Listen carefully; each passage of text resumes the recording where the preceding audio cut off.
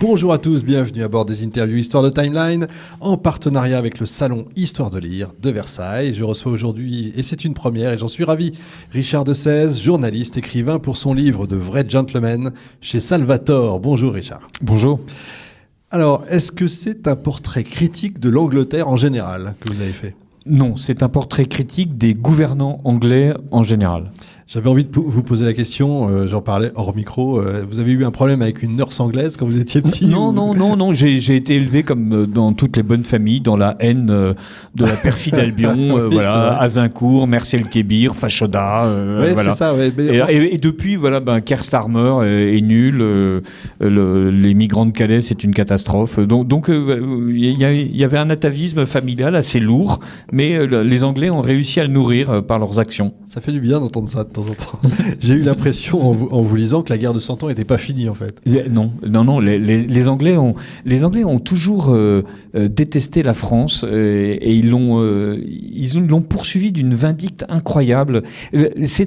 On est surpris de voir à quel point les Anglais ont essayé de faire échouer la France à peu près partout. Mais ce livre insiste beaucoup moins sur les relations de la France et de l'Angleterre, même si évidemment je consacre quelques pages à l'infect Arthur Harris qui a pilonné les côtes françaises et à Sommerville qui a sombré la marine à Mercier-le-Kébir, sur le fait que les Anglais ont surtout été odieux avec les Irlandais, les Anglais eux-mêmes, les Écossais, les Canadiens, les Indiens, les Sud-Africains. Avec tout le monde en fait. Avec tous ceux qui ne sont pas des gentlemen. Oui, c'est vrai. Voilà. On est dans une époque un peu radicale aujourd'hui où on a des ennemis désignés. Alors évidemment l'islamisme, la Russie. Donc on oublie, selon vous, l'ennemi héréditaire ? En tout cas, on ne se méfie pas assez de l'ennemi héréditaire. Tous ceux qui sont pêcheurs en France en ce moment savent ce que c'est que d'avoir les Anglais en face. Tous ceux qui sont dans des relations d'affaires avec des industriels anglais savent ce que c'est que d'avoir des Anglais en face. Donc en fait, il y a bien sûr, des gens m'ont dit, mais vous devriez écrire sur les vrais problèmes. Voilà, l'islam. D'abord, je crois que il y a pas mal de bouquins excellents qui sortent sur l'islam. Oui. Je préfère attirer l'attention sur ces gens sournois et humides que sont les Anglais et qui rôdent dans les couloirs de l'histoire de France et qui continuent aujourd'hui encore à nous jouer des tours de cochon. Dès votre intro, d'ailleurs, vous dites que gentleman, ça veut dire crapule en gros. Dans la famille, quand on nous disait c'est un vrai gentleman, on comprenait en fait que ça signifiait ce type est un sacripant. Et donc, mais on nous disait aussi tu te crois à l'Élysée, ça signifie tu te tiens très mal à table. Ouais. Donc il y avait nos petits codes. Et oui, pour moi un gentleman c'est vraiment quelqu'un qui est un sépulcre blanchi, comme on disait dans l'Évangile, c'est-à-dire qui sous des dehors aimable et bien habillé, est en fait rempli d'un mépris de classe absolument stupéfiant pour le reste du monde.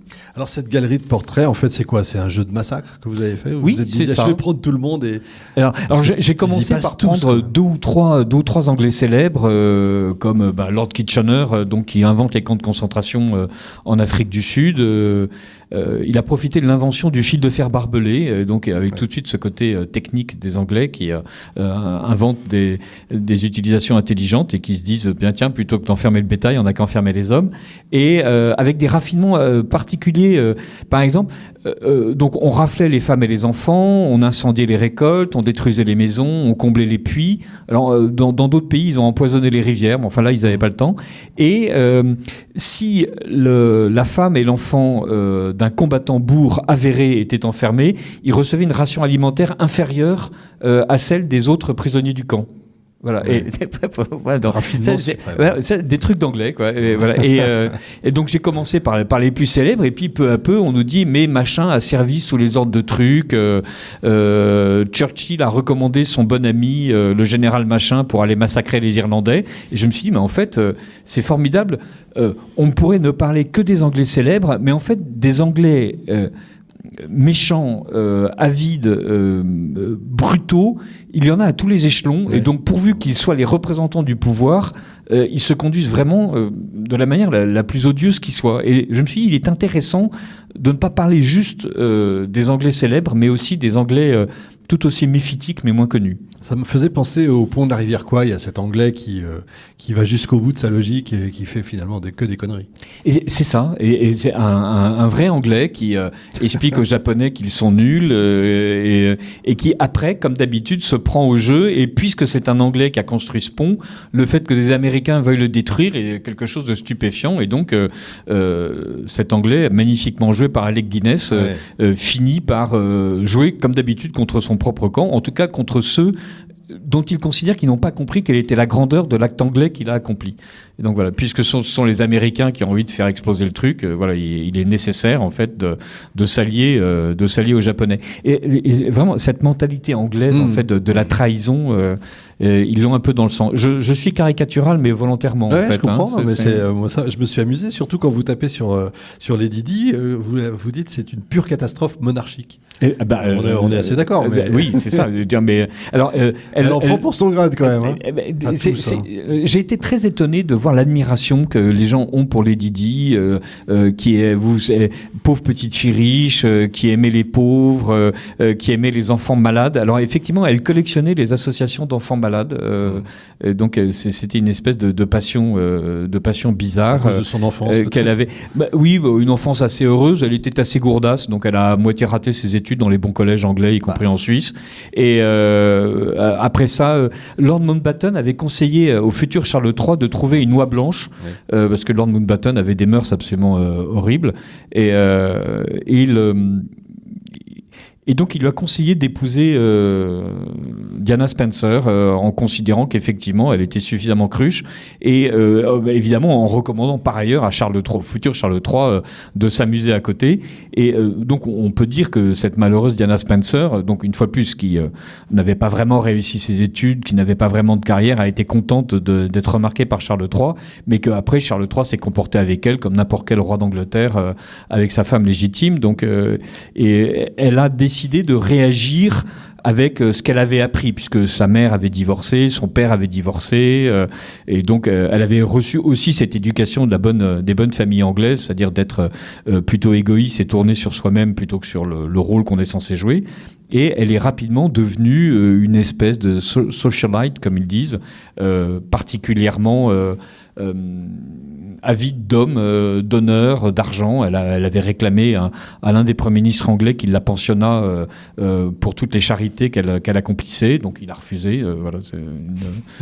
Donc du coup, il n'apparaît pas dans le livre. Il a eu au moins une action intelligente. Il s'agissait de Tony Blair.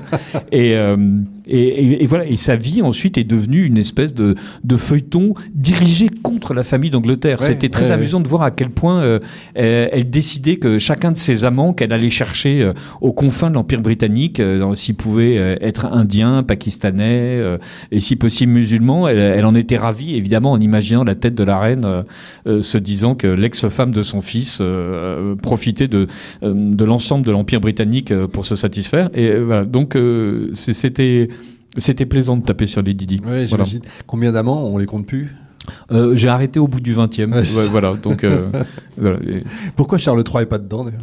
Alors, je ne parle que des Anglais morts. Ah oui, voilà. Oui, c'est vrai, j'avais pas fait attention. Oui. Voilà, donc, mais parce que ce sera pour le tome 2. C'est quand même pas une lumière. J'espère que Dieu me prêtera vie. Non, je l'assaisonne pas mal. Oui, voilà. C'est pour ça. Voilà, donc j'espère que Dieu me prêtera vie et qu'il enlèvera celle de Charles avant moi. Et voilà, ça me permettra effectivement d'en parler. John Lennon, c'est dur. Alors John Lennon, quelqu'un m'a dit, alors c'est bien, tu tapes sur Churchill, tu tapes sur les Didi, c'est génial, on les retrouve, ils sont nouveaux, mais il faut que tu parles de plus d'anglais célèbres parce que tes assassins, tes barbares avec des noms imprononçables et qui ont été odieux vers 1658, en fait on s'en moque un peu. Alors je pense qu'il a tort, voilà. Mais donc j'ai cherché un autre anglais et je me suis dit tiens, John Lennon, très bien, allons-y, tapons sur celui à cause de qui les Beatles ont disparu. Vrai. Et donc voilà, donc j'ai pris un épisode particulièrement grotesque, le moment où il prétendait lutter pour la paix en étant couché pendant plusieurs jours dans un lit avec Yoko Ono, sa femme. Voilà. Et donc c'est le moment où il était déjà pas très malin, où il est devenu carrément stupide à cause de Yoko Ono, artiste conceptuel à moitié raté.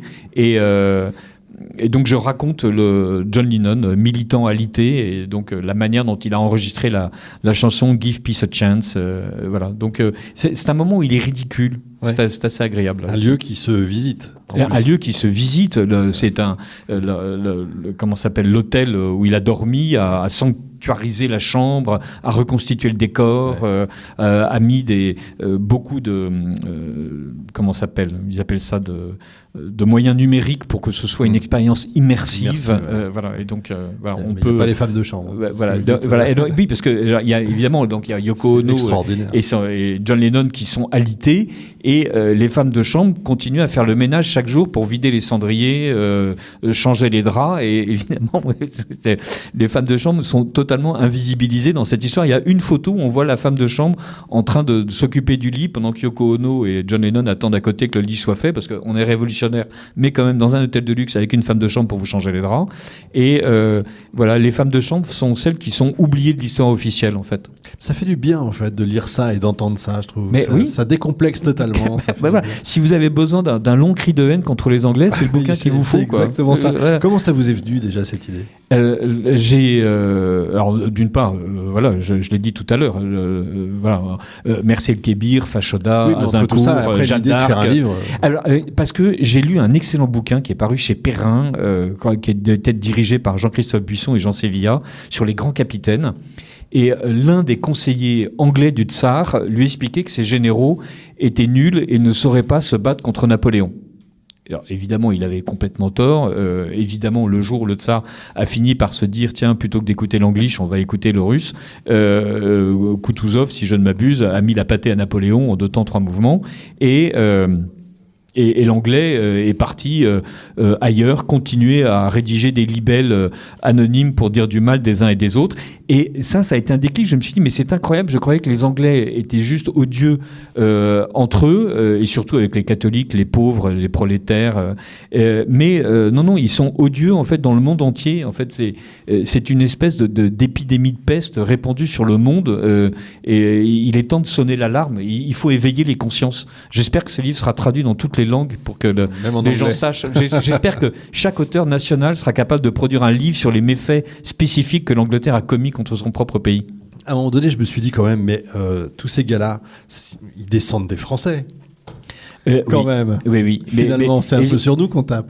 Non. On tape sur des gens qui ont envahi un pays et qui, après, comme tous les parvenus, ont essayé de faire oublier leurs origines. Voilà. Non, ce sont des mauvais Français. Ouais. Ok. Churchill. Alors, Churchill... vous avez pris un petit bout. Alors oui, j'aurais pu parler d'autres choses. Churchill, par exemple, quand il était en Afrique du Sud, a participé à quelques massacres sous les ordres de Lord Kitchener. Voilà. Donc oui, c'est ça. Churchill a été un chef de guerre absolument déplorable pendant la guerre de 14-18. Donc voilà. En fait, si on veut faire une contre-biographie de Churchill, j'aurais pu faire un bouquin là, carrément. Les Américains, d'ailleurs, qui étudient avec bonheur la vie de Churchill, pourraient raconter la manière dont tout l'état-major américain s'arrachait les cheveux chaque fois que Churchill essayait de leur donner des conseils stratégiques. Voilà. Pendant la Seconde Guerre mondiale, avec Lord Mountbatten, ils ont imaginé des trucs complètement idiots qui ont tous échoué, en fait. Voilà. Mais, donc j'ai évité de raconter ça, et je me suis concentré effectivement sur Churchill, l'anglais de bonne famille, alcoolique et dépressif, qui explique qu'il faut faire une loi contre les faibles d'esprit, et donc qui produit des lois eugéniques. Ouais. Comme toute la gauche anglaise et toute la gauche européenne, entre la fin du 19e et la fin des années 20, et donc ils pavent en fait la voie vers les lois eugénistes mises en œuvre par les nazis.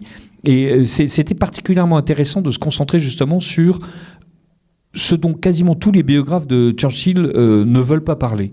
Voilà, c'était ça aussi. En fait, ceux qui lisent des bios de Churchill, on insiste peu sur le fait qu'entre 1910 et 1913, il a proposé des lois où on proposait d'enfermer dans des camps de concentration les débiles, qui auraient eu le droit d'en sortir, car Churchill était miséricordieux, à condition de se faire castrer.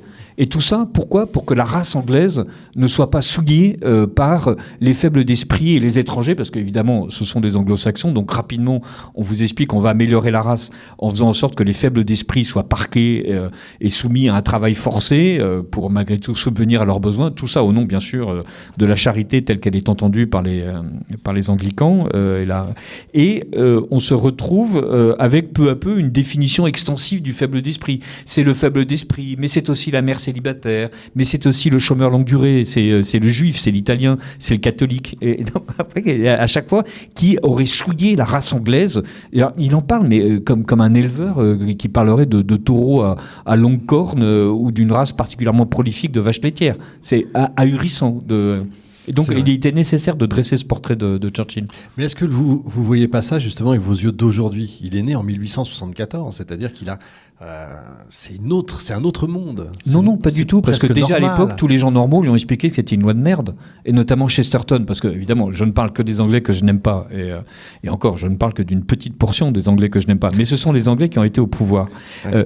Chesterton, sur cette loi sur les faibles d'esprit, qu'il appelait avec beaucoup d'humour la loi faible d'esprit, a tout de suite expliqué que c'était une abomination.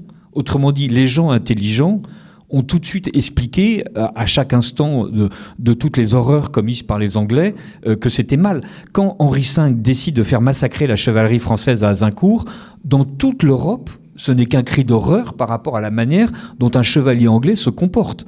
En fait, tout le monde condamne Henri V. Et donc, on m'explique que les préjugés de l'époque entraînaient les gens à être eugénistes. Non, les préjugés de l'époque entraînaient les gauchistes socialistes à être eugénistes, mais les gens de droite normaux, et notamment les catholiques, ne l'étaient pas. Donc c'est pas une question de préjugés de l'époque, c'est une question de mentalité en fait. Ouais, c'est pas faux. C'est vrai qu'en France, en 1898, il y a les lois Ferry, etc. Nous, on a une responsabilité, la République collective. Oui. Ce que n'ont pas les Anglais. Voilà. Alors, cela dit, grâce à Dieu, là aussi, il y a quelques expériences eugénistes en France, et là aussi, les bons esprits progressistes de l'époque, comme Alexis Carrel, avaient table ouverte dans les journaux, mais voilà, on n'est pas allé jusqu'à déposer des propositions de loi absolument honteuses. Vous n'avez pas mis Darwin, par exemple ? Non, j'ai pas mis Darwin parce que il n'a pas été au pouvoir. Ah, c'est uniquement oui, parce que voilà, on pourrait croire que je hais les Anglais. Je peux parfois en donner l'impression, mais en fait, oui, non. Voilà. L'idée, c'est de montrer que ce sont les Anglais au pouvoir qui sont violents et brutaux, et d'abord avec leur propre peuple.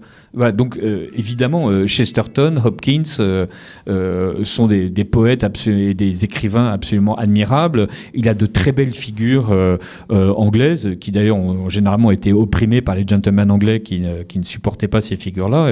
Je pense notamment à tous les martyrs catholiques qui se sont battus pour le peuple anglais, mais même il y a 2 ou 3 députés anglais absolument remarquables qui essayaient de lutter contre les abus de l'administration anglaise. Donc voilà, ce ne sont pas les Anglais en tant que tels qui sont une race maudite, comme on dirait avec les préjugés de l'époque. Non, ce sont vraiment les dirigeants anglais et on le voit encore aujourd'hui, qui témoignent vis-à-vis du peuple anglais d'une rigueur, d'une méchanceté et d'une brutalité qui sont quand même très surprenantes. Malgré tout, ils ont quitté l'Europe, ils ont fait le Brexit. Ça devrait vous plaire. Alors, ils ont fait le Brexit très mal. Ils l'ont fait. Oui, sous la pression du peuple, ils ont fait le Brexit en le confiant à des gens qui ne voulaient pas le faire. D'accord. Et d'ailleurs, les Anglais s'en sont rendus compte et sont en train, avec un peu de chance, mais ça nous éloigne un peu du cadre du livre, d'élire quelqu'un qui voulait vraiment faire le Brexit. D'accord. Bon, je m'étais préparé une liste en vous disant, et alors Shakespeare, Conan Doyle, Thomas More, Dickens, Tolkien. Alors, Dickens est admirable anglais, et j'ai manqué de parler de Conan Doyle et de Kipling, parce que Conan Doyle notamment a écrit des textes ahurissants pendant la guerre contre les bourgs, en expliquant à quel point tout ce qui se passait en matière de massacre de civils, et encore je ne parle que des civils bourgs, parce que les Anglais ont réussi à faire 2 types de camps de concentration pendant la guerre des bourgs. L'un pour les Blancs, donc où les conditions de vie étaient absolument désastreuses. Même les Anglais s'en sont émus, c'est dire.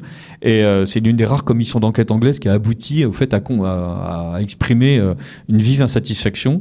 Mais Conan Doyle tartinait des papiers dans les journaux pour expliquer que c'était génial. Et Rudyard Kipling. Et là, je me suis dit, je ne peux pas... ce type est un impérialiste fou. D'ailleurs, Chesterton lui avait déjà expliqué à quel point il avait tort.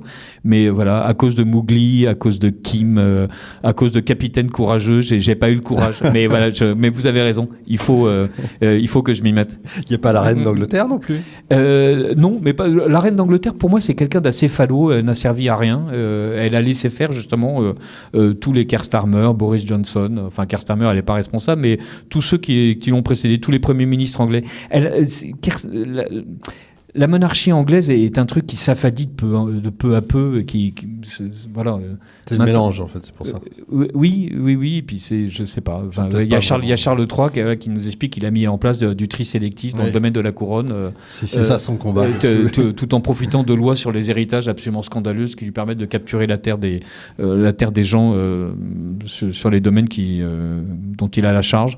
Voilà, et qui va finir par laisser comme trace dans l'histoire le fait d'être un roi qui n'est pas le défenseur de la foi, mais le défenseur des foi. Vous nous parliez de l'islam tout au début. Voilà, oui, il a dit des choses assez étonnantes. Ouais, voilà, donc je pense bien que la reine, non, parce que c'est rien, mais Charles III, il est quand même assez maléfique. Vivement le tome 2. Élisabeth Ier, quand même. Oui, alors je voulais pas non plus taper uniquement sur la couronne britannique, parce que alors, je parle d'Henri V, je parle de Georges III.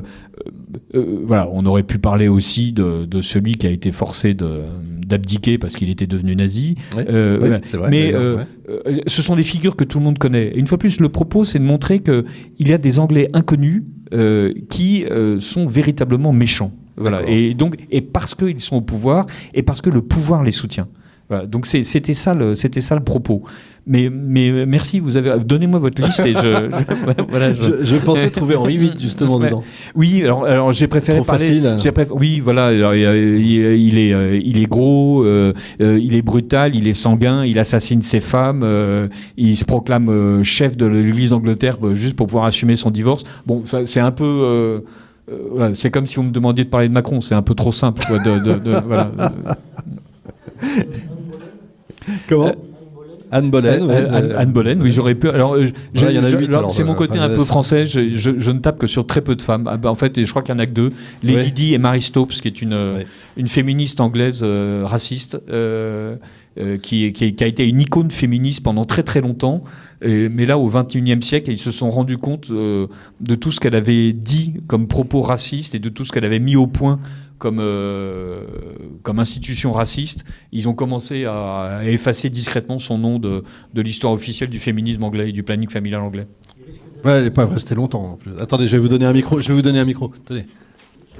Non mais pour la radio, c'est mieux parce que sinon on n'entend pas. Oui, merci. Je me demande si le livre risque d'être censuré en Angleterre. Alors d'abord, mon éditeur sera absolument ravi que les Anglais veuillent l'acheter. Donc c'est un appel que j'adresse à tous les Anglais qui ont envie de méditer, qui n'hésitent pas. Et je ne pense pas qu'il sera censuré. Je pense qu'il y aura un article qui relèvera tous mes partis pris et qui expliquera que c'est absolument honteux parce que voilà, je parle du Churchill de 1913 alors que j'aurais dû parler du Churchill de 1940 que bien sûr Henri V a fait massacrer les chevaliers anglais tout en mourant de colique quelques années plus tard à Vincennes, mais que à côté de ça c'était un grand roi. Enfin voilà, les Anglais feront comme d'habitude, ils allumeront des contre-feux, ils déclencheront la propagande et ils expliqueront à quel point ils avaient eu raison, y compris lors des massacres les plus abominables qu'ils ont pu commettre. On a aussi le droit de se tromper dans la vie. Alors, je parle de Churchill. Oui, bien sûr, on a le droit de se tromper, sauf que Churchill n'a jamais changé d'avis sur son racisme. Évidemment, après 39-45, il en a un peu moins parlé, parce que tout le monde avait pu expérimenter à grande échelle à quoi ça servait. Et voilà, maintenant, quand on parle de Lord Kitchener, on évite beaucoup de parler des camps de concentration. Quand on a décidé de dresser une statue à Arthur Harris, donc responsable des bombardements stratégiques, dont l'objectif avéré était de terroriser la population, pourquoi pas en Allemagne, mais on se demande pourquoi terroriser la population française qui était sous domination allemande. Là, on a eu un peu mal à lui ériger une statue, mais elle a quand même été érigée. Voilà. Donc, en fait, ils ont une espèce de longanimité dans le crime qui est assez surprenante. Madame, une question. Je voulais juste demander... Dans le micro. Ouais. Oui, allez-y. Les féministes dont vous parlez, est-ce que c'est au moment de la Révolution française Non, c'est à la fin du 19e et au début du 20e siècle. Donc voilà. Et alors Mary Stopes, c'est d'ailleurs une fille très intéressante. Elle commence par être une scientifique, et notamment une géologue remarquable, qui fait des découvertes intéressantes sur tout ce qui est le charbon, et qui peu à peu se passionne pour les questions d'hérédité, se passionne pour là aussi les questions de race, et est très inquiète du fait que quand elle se balade dans les quartiers quartiers pauvres de Londres, envahis évidemment par ce qu'elle appelle les rebuts de l'Empire, autrement dit des gens qui n'ont pas le bonheur d'être blancs de père en mère depuis quelques siècles, puisque l'Empire est allé chercher ailleurs de quoi nourrir la force de travail dont il a besoin, et elle commence à inventer des moyens de contraception racistes. C'est-à-dire, si vous allez dans l'un des musées londoniens, vous avez ce qu'elle appelle une cape, donc qui était une espèce de stérilet, on va dire ça rapidement, un préservatif féminin et qui s'appelle Racist Cap. Donc voilà, donc pour empêcher les jeunes femmes anglaises qui livrées aux bas instincts de la classe prolétarienne se laissent aller à coucher avec des gens qui ne sont pas blancs, pour les empêcher de concevoir. Voilà. Donc, et là, je vous parle d'une fois plus de 1910-1920. Donc, autrement dit, le socialisme éclairé dans toute sa splendeur, le moment où les internationales socialistes grandissent. Je tiens absolument à lier l'infamie des Anglais à celle de la gauche. Oui, si ça s'était pas senti, en tout cas, voilà, on comprend bien. J'ai envie de ratisser l'arbre. Richard de Sèze, vous êtes formidable, de vrais gentlemen, à propos de quelques Anglais, plus de 30 personnages. On passe un bon moment, on s'amuse bien. Ça fait du bien. Merci beaucoup. Merci à vous. On peut l'applaudir.